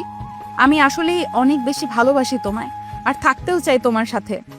আফসান স্নেহাকে টেনে আবার নিজের বুকে নিয়ে বলল, জানি আমি। জানো, আমার যখন 25 বছর বয়স, তখন মা আমাকে ফোন দিয়ে আসতে বলে এখানে। তখন আমার পরীক্ষা চলছিল, আর একটা বাকি ছিল। পরীক্ষাটা দিয়েই বিকেলে রওনা হয়ে এখানে আসি, আর সেই রাতেই আমার বিয়ে হয়ে যায় রিতার সাথে। আমার খালাতো বোন ছিল রিতা। কি কারণে আমাকে সেই রাতে বিয়ে দিয়েছিল সেটা একবারও মার কাছ থেকে জানতে চাইনি। জানতে চাইলে হয়তো মা বলতো, কিন্তু ইচ্ছা করেনি। মাকে আমরা ভাই বোনেরা সবাই অনেক মানি। সে যদি আমাদের এসে বলে কাল থেকে আর দিন হবে না, সূর্য উঠবে না, আমি সেটাই বিশ্বাস করব। তার কথার অমত করতে পারবো না। তো যাই হোক, মেনে নিলাম রিতাকে। মা বললো একটা ইয়ার গ্যাপ দিতে, এখানে থেকে যেতে। ইচ্ছে না থাকা সত্ত্বেও মায়ের কথাই থেকে গেলাম। তার মাঝেই রিতা প্রেগনেন্ট হলো। আমরা ভালো ছিলাম, ভালোবাসা ছিল কিনা বলতে পারবো না, কিন্তু কেয়ার ছিল একে অপরের প্রতি। রিতার যেদিন ডেলিভারি হলো সেদিন আমি ঠিক কতটা ভয়ে ছিলাম সেটা বলতে পারবো না।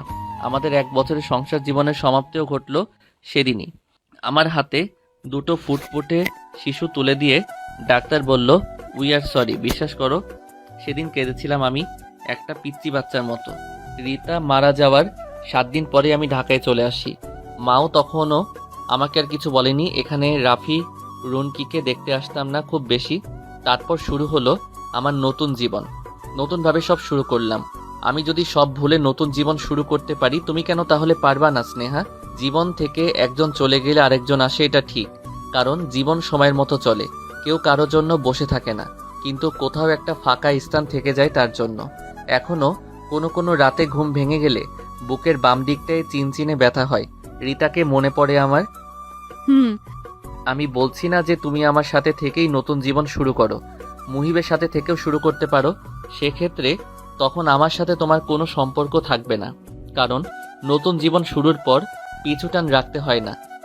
স্নেহা কিছুক্ষণ নীরব থেকে একসময় বলল, আমি তোমার সাথে থাকতে চাই রাফি, রুনকির মা হতে চাই, তোমার জীবনটা গুছিয়ে দিতে চাই। থাকতে দেবে আমায়? আফসান হালকা হেসে জবাব দিল, তার মানে তুমি শাবানা হতে রাজি? হ্যাঁ রাজি। আমার মনে হচ্ছে তুমি সিদ্ধান্তহীনতায় ভুগছো স্নেহা। এত হুটহাট সিদ্ধান্ত নেওয়ার কিছু নেই, তুমি সময় নাও, আমি অপেক্ষা করব। আমি যা বলার বলে দিয়েছি আফসান। কাল সকালে আবার তোমার এই সিদ্ধান্ত চেঞ্জ হবে না তো? স্নেহা আফসানকে আরো শক্ত করে জড়িয়ে ধরে বলল। না হবে না। আফসান চিন্তিত ভঙ্গিতে স্নেহাকে বলল, তাহলে আমার মুহিবের সাথে কথা বলা উচিত। জানি না বেচারা কেমন রিয়্যাক্ট করবে। স্নেহা কথা ঘুরিয়ে বলল। আচ্ছা, তোমার বুকে এত শান্তি কেন? আফসান দুষ্ট একটা হাসি দিয়ে বলল, আরে আমার বুকে শান্তি আসবে কিভাবে? আমার বুকে তো আছে শুধুই স্নেহা। সকালটা শুরু হয়েছে স্নেহার আর চেঁচামেচির আওয়াজ দিয়ে। বিয়ে বাড়ির হাজার কাজ, আর সেই কাজগুলো নীরবে হবে এটা ভাবা অনর্থক। মুহিব এখনো ঘুমোচ্ছে। স্নেহা গায়ের শাড়ির আঁচলটা ভালোভাবে দিয়ে দরজা খুলে বাইরে বেরিয়ে এলো। দোতলার মাঝের একটা ঘরে তাদের থাকতে দেওয়া হয়েছিল। স্নেহা সরাসরি ছাদে উঠে প্রাণ খুলে নিঃশ্বাস নিল কিছুক্ষণ। তার আজ এতটা ভালো লাগছে কেন, এতটা শান্তি পাচ্ছে কেন? আছে উঠোনে আশার সাথে রাফি আর রুমকি বসে আছে। আশাকে রাগিয়ে দেওয়াই এখন তাদের আজকের দিনের প্রথম লক্ষ্য, কিন্তু মোটেও আছে রাখছে না। তবু চেষ্টা চালিয়ে যাচ্ছে রাফি আর রুমকি। ছোট ফুপু, ও ছোট ফুপু, বল। কি করো তুমি? দেখছিস না ফেসবুকিং করছি। রাফি আর রুমকি দুজনেই দুষ্টু হাসি দিয়ে আসার মতো করে বলল। দেখছিস না ফেসবুকিং করছি? আশা কঠিন চোখে ওদের দিকে তাকিয়ে আবার ফোন টেপায় মনোযোগ দিল। ছোট ফুপু, ও ছোট ফুপু। আশা ফোন থেকে চোখ না উঠিয়েই বলল, হুম। কথা বলো না একটু আমাদের সাথে। কি বলবো? যা তো সামনে থেকে। আবারও রাফি আর রুমকি বলে উঠল। কি বলবো, যা তো আমার সামনে থেকে। বলেই খিলখিল করে হেসে গড়িয়ে পড়লো একজন আর একজনের গায়ের উপর। ঠিক ওই সময় স্নেহা উঠোনে এসে দাঁড়িয়ে বলল, কি ব্যাপার, কি করা হচ্ছে? রাফি আর রুমকি দুজনে একবার স্নেহার দিকে তাকিয়ে বলতে শুরু করলো। কি ব্যাপার, কি করা হচ্ছে? স্নেহা ভ্রু কুচকে বলল। ওরে বদের দল রে। আবারও স্নেহার কথা নকল করে রাফি আর রুমকি বলল। ওরে বাদরের দল রে। এভাবে কিছুক্ষণ স্নেহার সাথে নকল নকল খেলার পর স্নেহা বলল, অনেক হয়েছে, এবার স্টপ। আর এবার যদি তোমরা আমার কথার অনুকরণ করো তাহলে আমার কাছে যে চকলেটস গুলো আছে ওগুলো কেউ পাবে না। চকলেটের কথা শুনতেই দুজন নীরব হয়ে গেল। স্নেহা মিষ্টি একটা হাসি দিয়ে মনে মনে বলতে লাগলো, বা মা হওয়ার আগেই ম্যানেজ করার পদ্ধতি শিখে ফেলেছি। Congratulation miss Shabana. বাচ্চা দুটোকে কেন যেন খুব বেশি ভালো লাগে স্নেহার। দুষ্টু বটে কিন্তু অনেক মিশুক। এক অজানা বন্ধনে তারা জুড়ে গেছে। কেমন যেন একটা আকর্ষণ কাজ করে ওদের প্রতি স্নেহার। তাছাড়া স্নেহার মতে বাচ্চারা হবে মিশুক, সবার সাথে মিশবে, কথা বলবে, হই হুল্লোড় করবে। এমন বাচ্চাই তো আসল বাচ্চা। বাড়িঘর মাথায় তুলে রাখবে। বাইরের কেউ আসলে এক নজরেই তারা বুঝবে বাড়িতে ছোট বাচ্চা কাচ্চা আছে। আর যারা গোমরা মুখ করে থাকে, মা ছাড়া কিছু বোঝে না, সারাদিন ম্যা করে, কারোর সাথে মেশে না, তারা যাই হোক বাচ্চা না। আর রাফিয়ার রুমকি একদম স্নেহার মনের মতোই। আফসান রাফিয়ার রুমকিকে নিয়ে তার সংসারটা খারাপ হবে না, একদম জমে উঠবে। বেবি তার মনটা আনন্দে ভরে উঠল। এমন একটা পরিবারই তো সবাই চায়। ঢাকার বাইরে আসার পর থেকে, এত সব লোকের মাঝে থাকার পর থেকে তার মাঝে অদ্ভুত এক পরিবর্তন এসেছে। এখন কেন জানি বাকি 10টা মেয়ের মতো সে না এটা ভাবতে ইচ্ছে করছে না পরিবেশের কারণেই কি এই পরিবর্তনটা হলো তার মাঝে। যদি এটাই কারণ হয়ে থাকে তাহলে এটা শুধু সম্ভব হয়েছে মুহিবের কারণে। মুহিবের কথা মনে হতেই স্নেহার আনন্দে উজ্জ্বল হয়ে ওঠা মুখ নিমিষেই ফ্যাকাশে হয়ে গেল। মুহিব ঘরেই ছিল, বিছানায় বসে চা খাচ্ছিল। স্নেহাকে ঘরে ঢুকতে দেখেই মুহিব বলল, কোথায় ছিলে? ঘুম থেকে ওঠার পর দেখতে পেলাম না। স্নেহা হালকা এসে মুহিবের পাশে বসতে বসতে বলল, নিচে ছিলাম, তোমার সাথে আমার কিছু জরুরি কথা আছে। বলো। মানে আমি বলতে চাচ্ছিলাম যে আমাকে এখানে আনার জন্য তোমাকে অনেক অনেক ধন্যবাদ। মুহিব ভ্রু কুঁচকে বলল, এটাই তোমার জরুরি কথা? স্নেহার মাঝে এখন ভীষণ অস্বস্তি কাজ করছে। কাল রাতে তো অনেক সহজেই আফসানকে বলে দিল সে আফসানের সাথে থাকতে চায়, কিন্তু ব্যাপারটা এত সহজ না। মুহিবকে কিভাবে কি বলবে সে? তার একটা ভুলের জন্যই আজ এই পরিস্থিতি। কি হয়েছে স্নেহা? স্নেহা চোখটা বন্ধ করে কাঁপা কাঁপা স্বরে বলল, আমি আফসানকে ভালোবাসি। মুহিব স্নেহার কথা এখনো কিছু বুঝতে পারছে না। অবাক দৃষ্টিতে স্নেহার দিকে তাকিয়ে মুহিব বলল, মানে? আমি আফসানকে ভালোবাসি মুহিব। কোন আফসান? অনুর ভাসুর। কথাটা শুনে কিছুক্ষণ হতভম্ব হয়ে বসে রইল মুহিব। স্নেহার কিছু বলল না। মুহিবকে পুরো ব্যাপারটা ধাতস্থ করতে কিছু সময় দেওয়া উচিত। একসময় মুহিব উঠে দাঁড়িয়ে বলল, কবে থেকে? স্নেহা নিচের দিকে তাকিয়ে পিঁপড়া দেখছিল। কিছু পিঁপড়া মিলে একটি বড় পিঁপড়াকে কাঁধে করে নিয়ে যাচ্ছিল, সেটাই লক্ষ্য করছিল বসে বসে স্নেহা। হঠাৎ মুহিবের আওয়াজ শুনে কিছুটা চমকে গেল স্নেহা। তারপর থেমে থেমে বলল, তোমাকে কিছুদিন আগে আমার একটা পোর্ট্রেট দেখিয়েছিলাম। ওই পোর্ট্রেটটার আর্টিস্ট ছিল আফসান আবির, অনুর ভাসুর সে। তখন থেকেই আমাদের পরিচয়। আমাকে তাহলে বিয়েটা কেন করলে স্নেহা? স্নেহা এই প্রশ্নের জবাব না দিয়ে আবারও নিচে তাকিয়ে পিঁপড়াদের কার্যক্রম দেখতে শুরু করলো। মুহিব কিছুক্ষণ উত্তরে অপেক্ষা করলো। প্রথমে সে স্নেহার কথা বিশ্বাস করেনি, কারণ স্নেহার স্বভাবটা অন্যরকম। বানিয়ে বানিয়েও মাঝে মধ্যে কথা বলে। কিন্তু পরে যখন আফসান ভাইয়ের কথা বললো তখন বিশ্বাস না করার কিছু নেই। আফসান ভাই তো জগন্নাথ ভার্সিটির চারুকলার অধ্যাপক। কিন্তু এখন স্নেহা এগুলো কেন বলছে? সে কি আফসান ভাইয়ের সাথে থাকতে চায়? যদি চায় তাহলে মুহিবের কি হবে? মুহিব তো সে ছোটবেলা থেকে স্নেহাকে ভালোবেসে এসেছে। ভালোবাসা মানে স্নেহাকেই বুঝেছে, কোনোদিন অন্য কোনো মেয়ের দিকে চোখ তুলে তাকায়ও নি। মুহিব কিছুক্ষণ চুপ করে থেকে অসহায় গলায় স্নেহাকে বলল, এখন কি করতে চাও তুমি? মুহিবের অসহায় মাখা গলার স্বর শুনে স্নেহার বুকের ভেতর মোচড় দিয়ে উঠল। সে কি জবাব দিবে মুহিবকে? স্নেহা মুহিবের দিকে তাকালো। মুহিবের চোখ ছলছল করছে, মনে হচ্ছে সে যে কোনো মুহূর্তেই পানির বন্যা বয়ে যাবে। স্নেহা আবার নিচের পিঁপড়াগুলোর দিকে তাকিয়ে বলল, আমি ঠিক করেছিলাম তোমার সাথেই থাকবো। এর জন্য এই 4 দিনে নিজেকে যতটুকু পারি স্বাভাবিক থেকে সব কিছু গুছিয়ে নেওয়ার চেষ্টাও করেছিলাম, কিন্তু স্নেহার কথা শুনেই মুহিব বলল, কিন্তু 4 দিনেই তুমি হাঁপিয়ে উঠেছ। আমাকে আর সহ্য হচ্ছে নাই তো। আসলে আমি একটা বোকা, আর এমন বোকা ছেলের সাথে আর যাই করা যাক না কেন, একসাথে বসবাস করা যায় না। মুহিবের কথাটা শুনে স্নেহা কেঁদে ফেলল। কিছু সময় পর ফোপাতে ফোপাতে মুহিবকে বলল, না, আমি হাঁপিয়ে উঠিনি। আমি নিজেও কিছু জানি না, আমি নিজেও কিছু বুঝতে পারছি না। এখন কি করতে চাচ্ছ তুমি, সেটা আমাকে বলো। স্নেহা মুহিবের দিকে তাকিয়ে বলল, আমি তোমাদের দুজনকেই চাই। আমি দুজনের সাথেই থাকতে চাই। আমি আফসানকে ভালোবাসি, কিন্তু আমি তোমাকেও। মুহিব স্নেহার পাশে বসে বলল। কিন্তু এটা হয় না। স্নেহা কান্নার বেগ বাড়িয়ে বলল, কেন হয় না? আমি জানি না। মুহিবের গাল দিয়ে এক ফোঁটা পানি বেয়ে পড়তেই মুহিব হাত দিয়ে চোখটা মুছল। তারপর ধীরে ধীরে স্নেহার হাতটা ধরে কোমল স্বরে বলল, আমাদের একটা সমাজে থাকতে হয়, আর এই সমাজে থাকতে গেলে তুমি একসাথে 2 জন পুরুষ নিয়ে বসবাস করতে পারবে না। আর সেই পুরুষ নিজেও কখনো এটা চাইবে না যে তার নিজস্ব সম্পত্তি তার স্ত্রী অন্য কোনো পুরুষকে সাথে নিয়ে একসাথে বসবাস করুক। এটা যেমন আমি চাইবো না, ঠিক তেমন আফসান ভাইও চাইবেন না। সবার আলাদা একটা জগৎ থাকে স্নেহা। তুমি বলো, আমাদের পৃথিবী কয়টা? একটা, তাই না? তুমি কিন্তু চাইলেও 2টা পৃথিবীকে একসাথে করতে পারবে না, কারণ দ্বিতীয় পৃথিবীর কোনো অস্তিত্বই নেই প্রথম পৃথিবীর জীবনে। পৃথিবী একটাই, আর আমাদের সবারও এই একটাই পৃথিবীতেই থাকতে হবে। আর এই পৃথিবীতে থাকতে গেলে আমরা সব জিনিস পাবো না, অনেক জিনিসকেই স্যাক্রিফাইস করতে হবে, তাহলে আমরা সুখে থাকতে পারবো। মুহিব কিছুটা দম নিয়ে বলল, তুমি কি বুঝতে পেরেছো আমি তোমাকে কি বোঝাতে চেয়েছি? স্নেহা ঘাড় নেড়ে বলল, তাহলে? কথা শেষ করার আগেই ঘরের দরজায় এসে টোকা পড়ল। কে? আশা, কিছু বলবা? আপনাকে বাহির একটু ডাকে। তুমি যাও, আমি আসছি। মুহিব স্নেহার মুখে হাত দিয়ে চোখের পানি মুছে দিতে দিতে বলল, একদম কাঁদবে না, আমি একটু আসি। বলে মুহিব বেরিয়ে এলো ঘর থেকে। আফসান উঠানে দাঁড়িয়ে অপেক্ষা করছে মুহিবের জন্য। মুহিব আসতে আফসান হেসে বলল, তোমার সাথে ভালোভাবে পরিচয় হয়ে ওঠেনি, তাই ভাবলাম পরিচিত হই। মুহিব হাত এগিয়ে দিয়ে বলল, আসলে বিয়েবাড়ির ঝামেলা। চলো, যেতে যেতে কথা বলি। মা বাজারে যেতে বলল, চলো তোমাকে নিয়ে তাহলে ঘুরে আসি বাজার থেকে। মুহিব হাসির মতো একটা ভঙ্গি করে বলল, অবশ্যই, চলুন।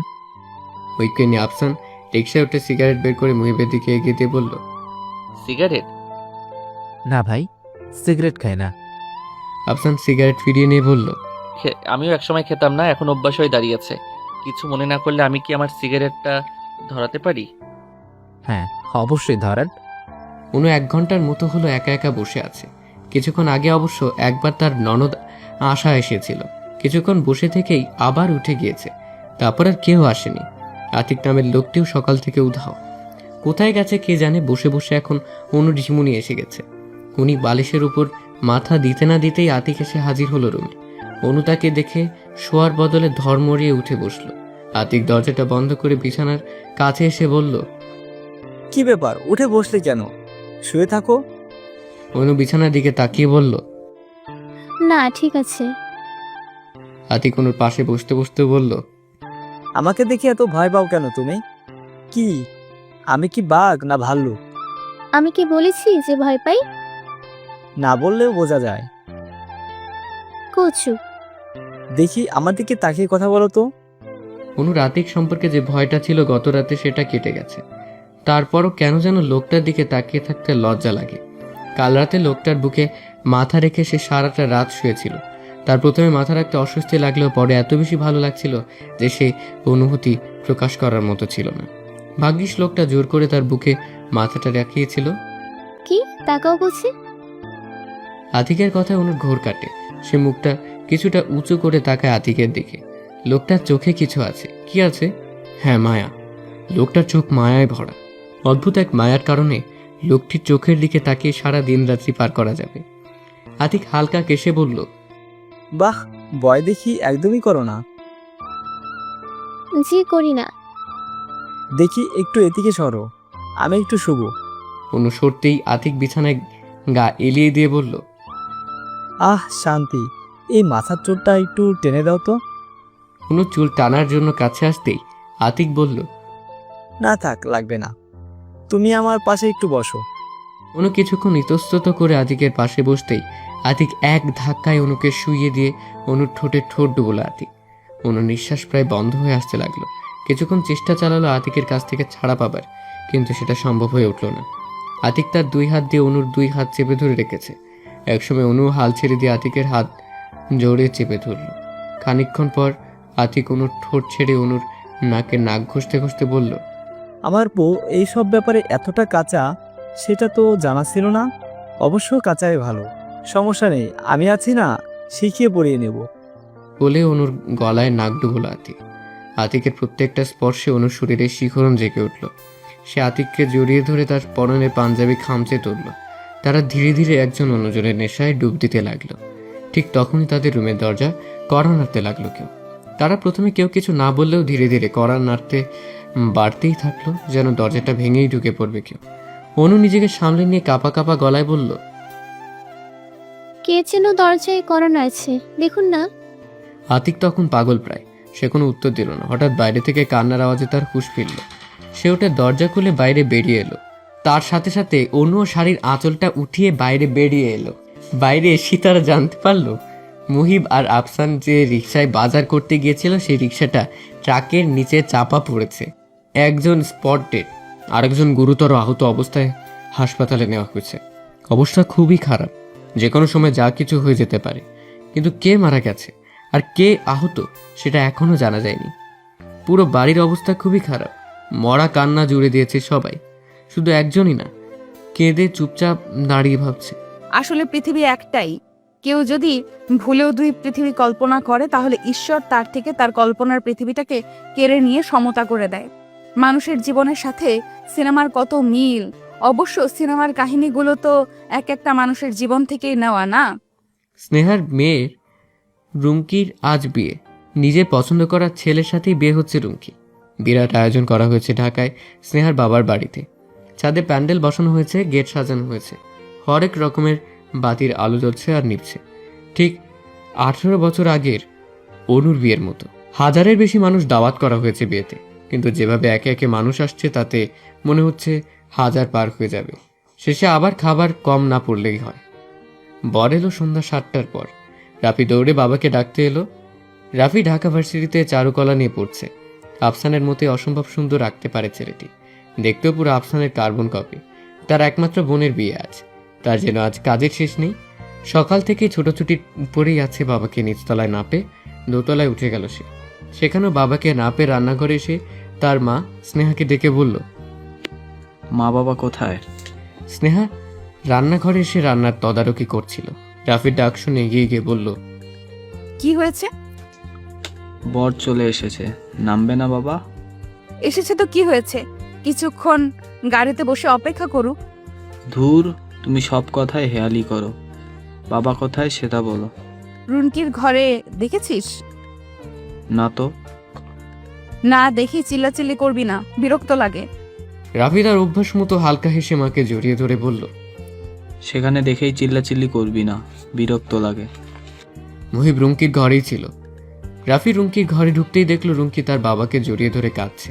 অসম্ভব ভালোবাসে মুহিব তার মেয়ে রুমকিকে। আজ থেকে প্রায় 18 বছর আগে অনুর বিয়ের পরদিন মুহিব আর আফসান রিকশায় বাজারের দিকে এগোচ্ছিল। টুকিটাকি কথা হচ্ছিল ওদের মাঝে। ঠিক তখনই পেছন থেকে একটি ট্রাক তেড়ে এসে তাদের 2 সেকেন্ডের মাঝে পিষে ফেলে দিয়ে যায়। সেদিনের দুর্ঘটনায় আফসান ঠিক সেখানেই মারা যায়। মুহিবের অবস্থাও তেমন একটা ভালো ছিল না। জানা যায় যান যায় যায় অবস্থা, কিন্তু নিয়তি তাকে বাঁচিয়ে দেয়। সে আবার ফিরে আসে স্নেহার জীবনে। স্নেহার অবস্থাও তখন ভালো না, প্রায় পাগল পাগল অবস্থা। সারাদিন চুপচাপ অন্ধকার ঘরে বসে থাকে আর কাঁদে। মুহিব স্নেহার এই অবস্থা দেখে সুস্থ হয়ে প্রথমে যায় নাটোরে আফসানদের বাড়ি। সেখানে গিয়ে আফসানদের মায়ের কাছ থেকে রাফি আর রুমকির দায়িত্বটা নিতে চায়। আফসানের মা আয়েশা বেগম ও আমোদ করেনি, বরং মুহিবের কথায় তার বুক থেকে যেন 1000 টনের পাথর নেমে যায়। কারণ সে পুত্র বিয়োগ শোকে নিজেকে এখনো সামলাতে পারেনি। যে ছেলে সকালেও মায়ের সাথে কথা বলে বাজারের উদ্দেশ্যে বের হয়, সেই ছেলে আর ঘরে ফিরে আসেনি। এসেছে তার লাশ। বুড়ো জীবিত মা বাবার কাছে এর থেকে কষ্টের আর কি থাকতে পারে? তারা বুড়ো হয়ে গেছে, ধরতে গেলে কবরে এক পা দিয়েই আছে। অথচ তাদের রেখে আল্লাহ তাদের শক্ত সামর্থ্য যুবক ছেলেকে নিয়ে গেল। আর তারাই বা এখন কদিন বাঁচবে? আর তারা মারা গেলে রাফি রুমকির 2 এতিম বাচ্চা কে কে দেখবে? আশা তো সারা জীবন এ বাড়িতে থাকবে না। আতিককে দিয়েও ভরসা নেই। তাই রাফি আর রুমকিকে মুহিবের সাথে পাঠিয়ে দিল। স্নেহ ওদের পেয়ে ধীরে ধীরে স্বাভাবিক হতে শুরু করলো। সেই থেকেই মুহিব হয়ে গেল এতিম 2 বাচ্চার বাবা আর স্নেহা মা। কম ভালোবাসা দিয়ে বড় করেনি তাদের, বরং আসল মা বাবা থাকলে যা করতো তার বেশিই করেছে। অবশ্য রাফি আর রুমকি দুজনেই জানে মুহিব আর স্নেহা তাদের আপন কেউ না। তবুও কোনোদিন তারা মুখের ফাঁকেও উচ্চারণ করেনি এ কথা। এখন রাফি রুমকি আর স্নেহাকে নিয়েই মুহিবের জীবন। পরে মুহিবরা অবশ্য বাচ্চা নেওয়ার চেষ্টা করেছে, কিন্তু হয়নি। হয়তো আল্লাহ চায় না এতিম বাচ্চার আদরে অন্য কেউ ভাগ বসাক। রাফি বাবা মেয়ের করুণ দৃশ্যের মাঝে ঢুকে রুমকির মাথায় টোকা দিয়ে বলল, আরে ছেমরি, কেঁদে কেঁদে তো মেকআপ উঠিয়ে ফেললি, জামাই আর ফিরেও তাকাবি না। রুমকি বাবার বুক থেকে মাথা উঠিয়ে রাফির দিকে ঘুরে অভিমানে সুরে ফুপাতে ফুপাতে বলল, তুই চুপ থাক। দরজায় নক না করে কারো ঘরে ঢোকা অসভ্যতা, এটা জানিস না? রাফি রুমকির মতো মুখ করে ভেঙচি কেটে বলল, তুই চুপ থাক। দরজায় নক না করে কারো ঘরে ঢোকা অভ্যাসটা এটা জানিস না? রাফির কথা শুনে রুমকি চিৎকার করে তার মা স্নেহাকে ডেকে বলল, মা দেখো, তোমার আদরের ছেলে বাচ্চামি শুরু করে দিয়েছে। এ পর্যায়ে মুহিব তাদের থামিয়ে বলল, রাফি, কি হচ্ছে এগুলা? আজ আমার মায়ের বিয়ে, ভুলে গিয়েছিস? রাফি তার বাবার দিকে তাকিয়ে বলল, ও হ্যাঁ, বর এসেছে, চলো নামাইতে হবে তো। মুহিব রাফির কথা শুনে দ্রুত হেঁটে ঘর থেকে বের হয়ে গেল জামাইকে নামাতে। রাফি রুমকির ঘর থেকে বের হয়ে আবার কি মনে করে যেন ভেতরে ঢুকে বলল, তোর জামাই কি দেখে তোর সাথে প্রেম করলো রে? এত সুন্দর ছেলের উচিত ছিল পরীর মতো কোনো মেয়ের প্রেমে পড়া, সেখানে সে পড়লো এক পেতনির প্রেমে। বলে সে দৌড়িয়ে বের হয়ে গেল। রুমকি রাফির কথা শুনে কঠিন মুখ করে দাঁড়িয়ে রইল দরজার দিকে। মুহিব বরকে নামে স্নেহাকে ডাকতে এলো। স্নেহা তখন আফসানের আঁকা পোট্রেটটির দিকে স্থির দৃষ্টিতে তাকিয়েছিল। মুহিব তার পাশে বসে বলল, কি করছো? স্নেহা মুহিবের দিকে তাকিয়ে হালকা হেসে বলল, আমি কিন্তু আর 2 পৃথিবীতেই একসাথে বসবাস করছি। আমার 2 পৃথিবীতেই একসাথে বসবাস করছি। হ্যালো বন্ধুরা, এই গল্পটা কেমন লাগলো অবশ্যই কমেন্ট করে জানাবেন। আর যারা আশিক প্রিয়াঙ্কার ভয়েসের গল্প পেতে এখনো প্রেমের তাজমহল চ্যানেলটিকে সাবস্ক্রাইব করেননি, তারা অবশ্যই সাবস্ক্রাইব করে রাখবেন। আল্লাহ হাফেজ।